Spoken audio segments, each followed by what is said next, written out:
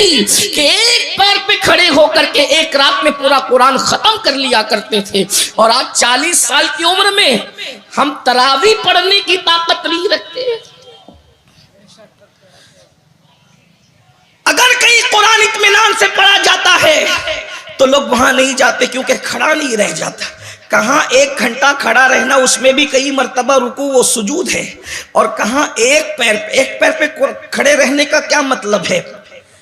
ہمارے بزرگوں نے ہمیں ایک پیر پہ کھڑے رہنے کا جو مطلب سمجھایا ہے وہ یہ ہے، لوگ یہ سمجھتے کہ ایک پیر اٹھا کر کے اور ایک پیر پہ دوسرے پیر کو رکھ کر کے تو لوگ اس کا مذاق اڑاتے ہیں۔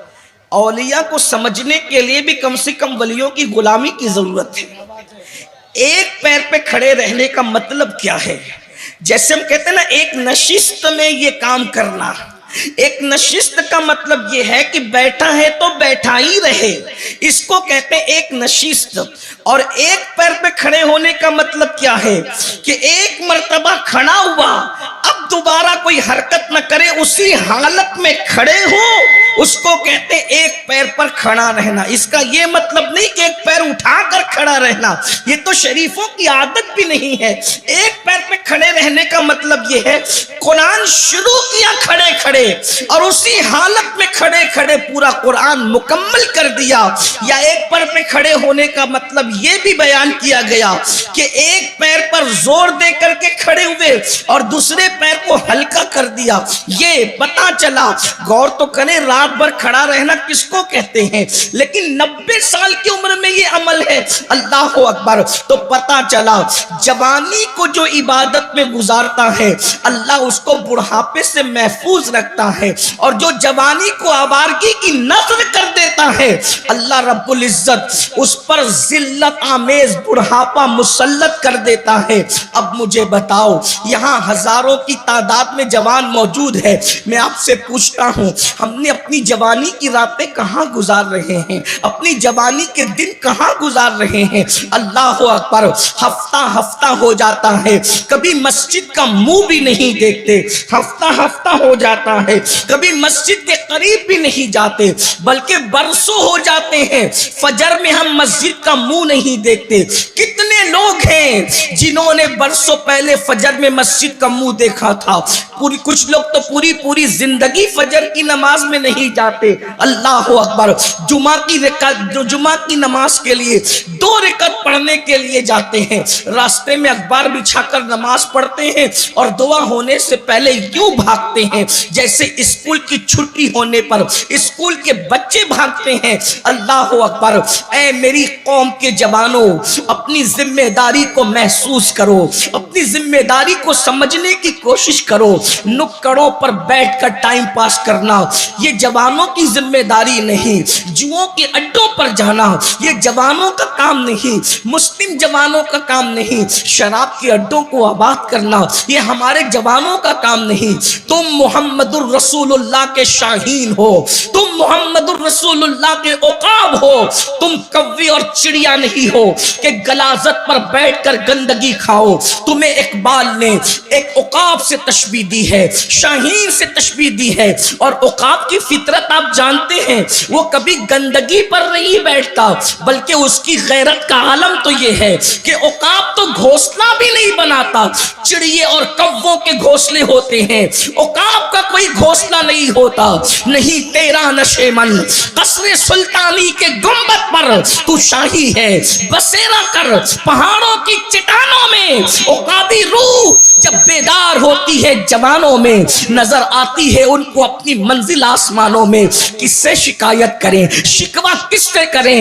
رات کی تاریکیوں میں صرف ہم گناہ کا منصوبہ بناتے ہیں، رات کی تنہائیوں میں صرف جرائم کا منصوبہ بناتے ہیں۔ وہ آنکھیں جو کبھی اللہ کے خوف سے رویا کرتی تھی، وہ آنکھیں جو کبھی اللہ کی خشیت سے رویا کرتی تھی، آج وہ آنکھیں سیریل میں اداکار اور اداکارہ کے جدائی کے مناظر کو دیکھ کر کے رو رہی ہے۔ ذرا غور تو کرو، وہ دل جو کبھی قرآن کی تلاوت سے تسکین پاتا تھا، آج وہ دل ننگی فلمیں دیکھ کر کے تسکین پا رہا ہے۔ تمہیں ہو کیا گیا ہے؟ اقبال نے رونا رویا تھا، متاع دین و دانش لٹ گئی اللہ والوں کی، متاع دین و دانش لٹ گئی اللہ والوں کی، یہ کس کافر ادا کا غمزہ خوریز ہے ساقی، مگر ہم اپنی قوم سے کبھی نا امید نہیں ہے، اس لیے کہ سب سے زرخیز کوئی قوم ہے تو وہ قوم مسلم ہے۔ نہیں اقبال مایوس، اپنی کشت ویرا سے ذرا نم ہو تو یہ مٹی بڑی زرخیز ہے ساقی، آؤ اپنی ذمہ داریوں کا احساس کرو۔ جانتے ہو جوانی کیا ہے اور جوانی کیا کس چیز کا نام ہے؟ میرے آقا مصطفیٰ کریم رؤوف الرحیم صلی اللہ علیہ وآلہ وسلم ارشاد فرماتے ہیں، جو جوان پیدل چل کر مسجد جاتا ہے فجر کی نماز میں، اس کو قیامت کے دن عرش کا سایہ عطا کیا جائے گا۔ یہاں تک فرمایا جس نے اپنی جوانی کو گناہ سے بچا کر کے گزارا ہے وہ مصطفیٰ جان رحمت کا پڑوسی بنایا جائے گا۔ اور ایک بات عرض کروں، آؤ اللہ اکبر، دل کے کانوں سے سنو، آپ جانتے ہیں ولایت کا ایک مرتبہ ہے، ولایت سے بڑا مرتبہ شہادت کا ہے، شہادت سے بڑا مرتبہ صدیقیت کا ہے، اور صدیقیت کے بعد مرتبہ نبوت کا ہے۔ جیسا کہ ہمیں قرآن سے اشارہ ملتا ہے، انعم اللہ علیہم من النبیین والصدیقین والشہداء والصالحین۔ اللہ اکبر، چار طبقے اللہ نے اپنے مقبول بندوں کے بیان کیے، انبیاء کا طبقہ، صدیقین کا طبقہ، شہداء کا طبقہ، صالحین یعنی اولیاء کا طبقہ۔ اب دھیان سے سننا، اللہ اکبر، آج کل لوگ کہتے ہیں ہمیں ولی بننا ہے، ہمیں ولی بننا ہے۔ اللہ کے بندو، کتنا آسان نصاب ہے ولایت کا، کتنا آسان نصاب ہے ولایت کا۔ اللہ کے رسول مصطفیٰ کریم رؤوف الرحیم صلی اللہ علیہ وآلہ وسلم ارشاد فرماتے ہیں کہ جب کوئی جوان اللہ اس کو جوانی عطا کرے اور وہ صرف دو کام کرے، جوانی میں دو کام کرے، اللہ اکبر، فرمایا اللہ کی حرام کردہ چیزوں سے رک جائے۔